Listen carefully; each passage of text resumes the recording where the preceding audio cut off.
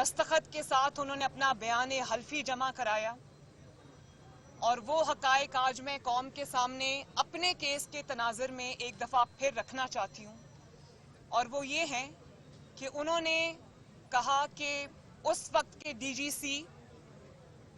General फैज़ हमीद साहब, अब मेरी बात को बीप नहीं करना, जनरल फैज़ हमीद साहब उनके पास तशरीफ़ लाए और उनको कहा कि मरियम नवाज और नवाज शरीफ को आपने इलेक्शन से पहले बेल नहीं देनी, और अगर आपने उनको बेल दी तो मेरी 2 साल की मेहनत खराब हो जाएगी, बर्बाद हो जाएगी, ज़ाया हो जाएगी। और फिर उनको ये कहा कि अगर उनको सज़ा हो जाती है, सज़ा हो जाएगी, तो उन्होंने ये कहा कि आपको कैसे पता है कि सज़ा हो जाएगी, आपको वर्डिक्ट का पहले से कैसे पता है? खुद चल के उनके घर गए। तो मैं आज ये बात मैंने अपनी दरख्वास्त में भी लिखी है और मैंने ये कहा है क्योंकि इससे ये साबित होता है कि मेरा केस जो है वो पॉलिटिकली इंजीनियर्ड है। वो जनरल फैज़ हमीद साहब ने ना सिर्फ ये कि उस केस को बनाया, उस केस को चलाया,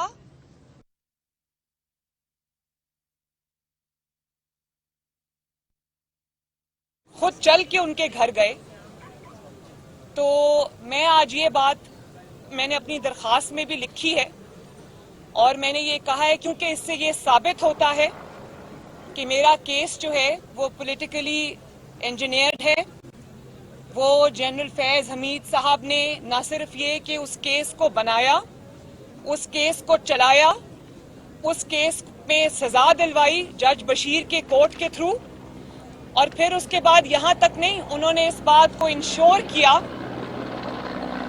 कि कोई ऐसा बेंच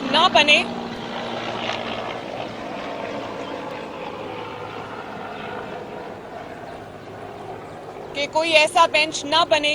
जो 2018 के इलेक्शन से पहले नवाज शरीफ साहब और मरियम नवाज को बेल ना दे दे, क्योंकि अगर उसने बेल दे दी तो इलेक्शन से पहले मरियम और नवाज शरीफ साहब बाहर आ गए तो मेरी तो 2 साल की मेहनत खराब हो जाएगी। तो अब मैं ये पूछना चाहती हूँ कि वो 2 साल की मेहनत क्या थी? वो 2 साल की मेहनत ये थी कि एक इलेक्टेड गवर्नमेंट को कमजोर किया जाए, उसको गिराया जाए, एक इलेक्टेड प्राइम मिनिस्टर को पनामा करके उसको जीआईटी के सामने पेश किया जाए, वो जीआईटी जिसको आईएसआई का एक रिटायर्ड ब्रिगेडियर चलाता है, और उसके बाद आप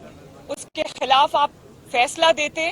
आप उसको पनामा की बजाय इकामा पर निकालते।